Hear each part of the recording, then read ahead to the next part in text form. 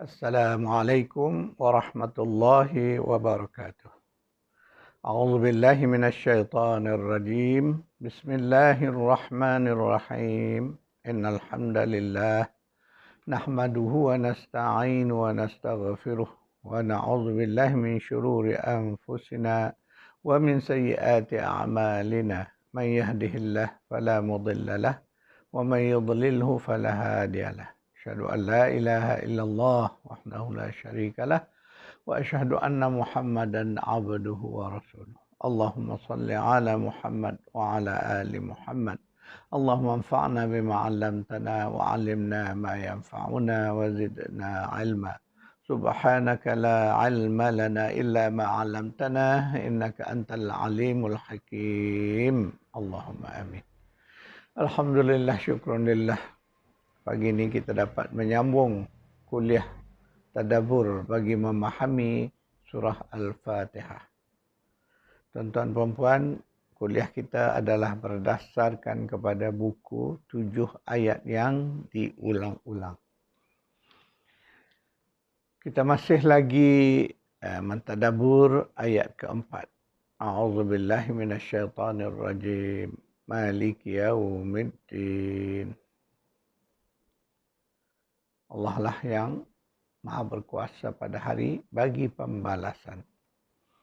Semalam saya mengupas tentang sifat-sifat kesementaraan dunia.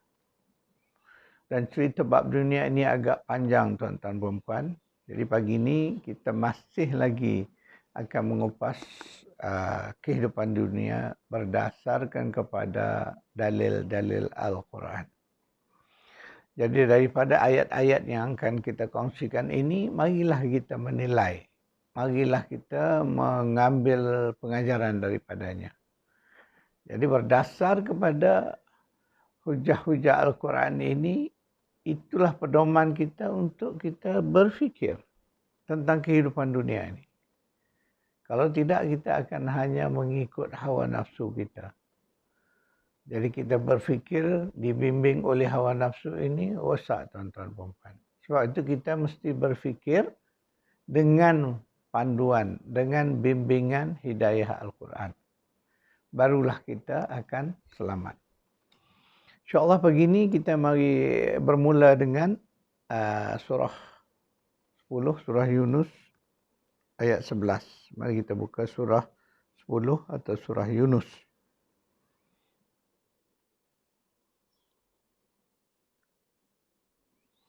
Ayat 11. A'udzu billahi minasy syaithanir rajim. Walau yu'ajjilullahu lin-nasi asy-syarra isti'jalahum bil khair laqudiya ilaihim ajaluhum fanadharu alladhina la yarjuna liqa'ana fi tughyanihim ya'mahun. Dan kalau Allah menyegerakan bagi manusia azab sengsara yang mereka minta disegerakan, sebagaimana mereka minta disegerakan nikmat kesenangan, nescaya binasalah mereka dan selesailah ajal mereka. Oleh itu, kami tidak menyegerakan azab yang dimintanya. Kami biarkan orang-orang yang tidak menaruh ingatan menemui kami itu meraba-raba di dalam kesesatan. Jadi ayat ini kena faham elok-elok apa mesej yang Allah nak sampaikan. Ya. Jadi ketika zaman Nabi SAW berdakwah di kalangan kaumnya, sebahagian besar kaumnya masih musyrik, masih menyekutukan Allah. Dan kita berdepan dengan kaum ini, mereka selalu menantang Nabi SAW, mencabar Nabi, minta benda-benda yang pelik-pelik. Ada ketikanya mereka mencabar supaya diturunkan seksa daripada langit. Ya. Jadi inilah sikap orang-orang yang tidak beriman. Mereka menentang apa yang dibawa oleh Rasul-Rasul. Termasuklah Rasul-Rasul terdahulu. Kalau kita mengikuti kisah-kisah para Rasul dahulu berdakwah, hal yang sama terjadi. kaumnya akan menentang para rasul tadi, minta, mencabar, seolah-olah mencabar supaya Allah turunkan seksaan pada mereka. Al-Quran menceritakan banyak kisah seksaan yang telah diturunkan Allah kepada kaum-kaum yang hari ini dah tak ada di muka bumi ini. Ya, kaum-kaum yang diseksa Allah, termasuk yang disebut popular ialah kaum Nuh, kaum Ad, kaum Samud, kaum Lut, Fir'aun. Banyak lagi kaum-kaum yang Allah dah seksa mereka itu.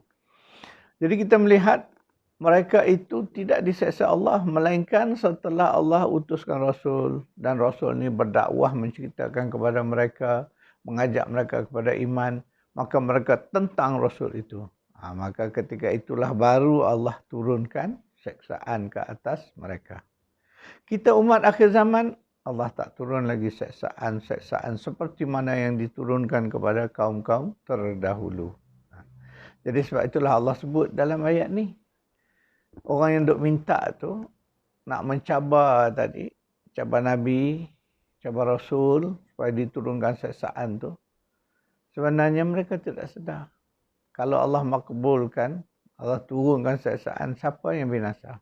Itu sebab dia katanya, kalaulah mereka minta segala keburukan seperti mana mereka meminta kebaikan, maka Allah datangkan seksaan sampai ajal habis, binasa mereka. Tetapi Allah tidak berbuat demikian untuk kaum-kaum di akhir zaman ini, kerana pertamanya kiamat pun dah dekat. Ya, tidak perlu lagi seksaan-seksaan itu. Kemudian Allah datangkan jugalah sedikit-sedikit ujian dalam pelbagai bentuk bencana alam seperti yang kita alami di saat ini. Pelbagai bencana alam terjadi, contohnya ribut taufan, tsunami, gempa bumi, gunung berapi, banjir besar, kemarau kering, sehingga tidak ada makanan, sumber makanan di separuh tempat di dunia ini. Semuanya itu merupakan peringatan kecil saja daripada Allah Subhanahu wa taala. Dia bukan merupakan seksaan sebagaimana yang dialami oleh umat-umat dahulu. Yang keduanya, kita umat akhir zaman ni umat yang sudah tinggi daya fikirnya. Jadi fikirlah. Itulah sebabnya Allah minta kita ni berfikir.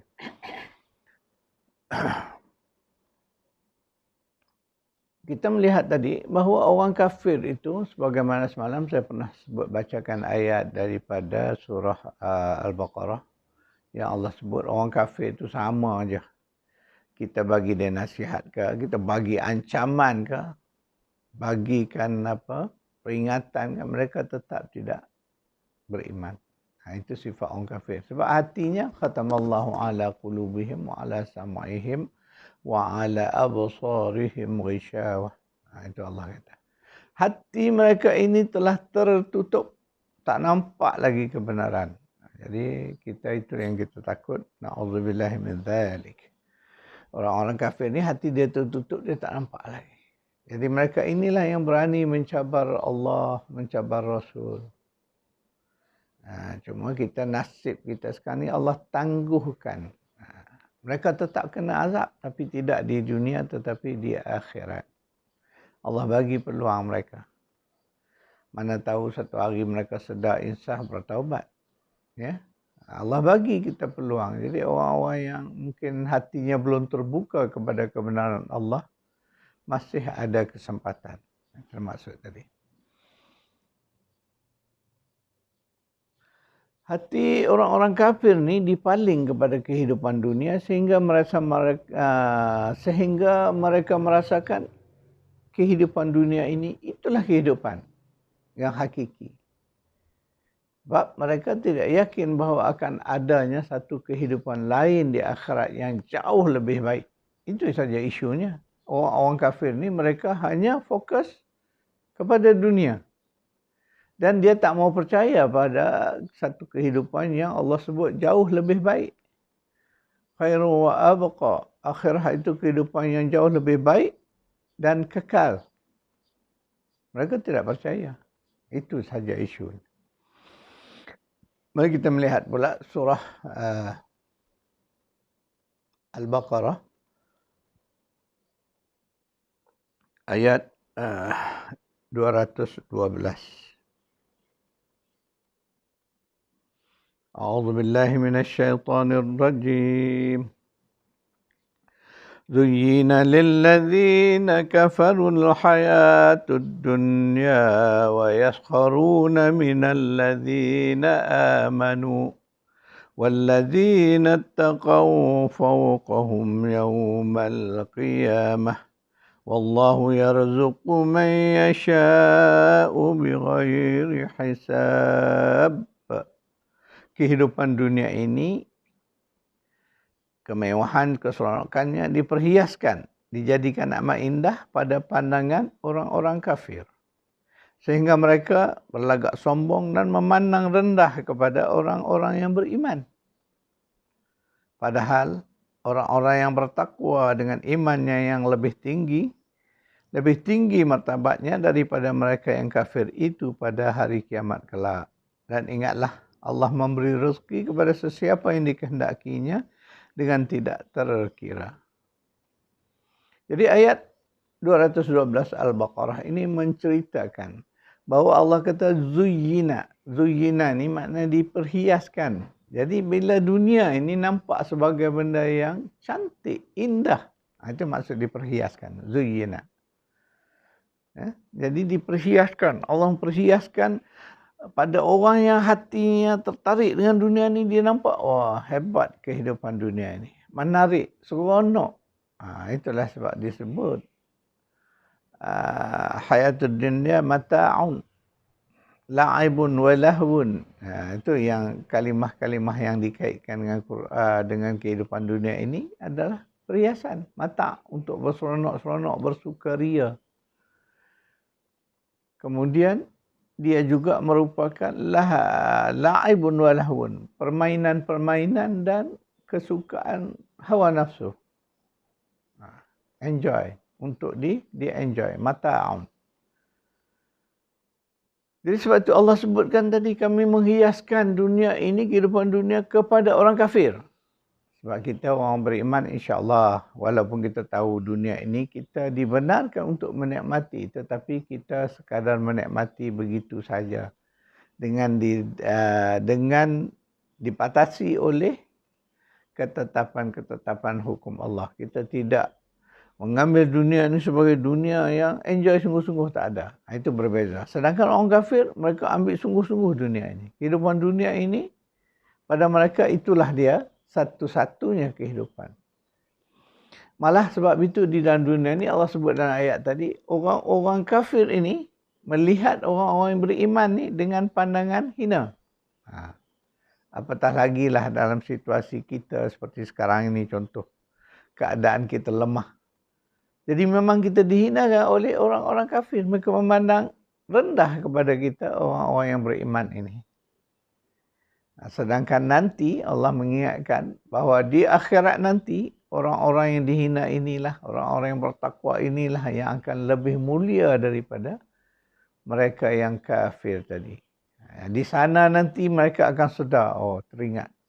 Barulah sedar diri mereka bahawa mereka sebenarnya di akhirat nanti, mereka dalam keadaan yang terhina dan tersingkir.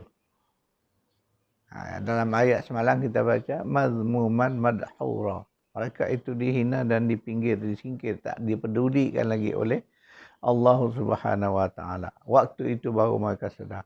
Di dunia dulu mereka menghina, memandang rendah kepada orang-orang yang beriman. Itulah sifat yang ada hari ini. Jadi sebab itu kita sebagai orang-orang yang beriman, kita jangan merasa rendah diri dengan penghinaan atau apa saja sikap yang diambil oleh orang-orang kafir. Karena pada mereka dunia inilah hak mereka. Dunia inilah fokus mereka. Biarkan. Satu hari nanti ketika datangnya ke fasa keempat,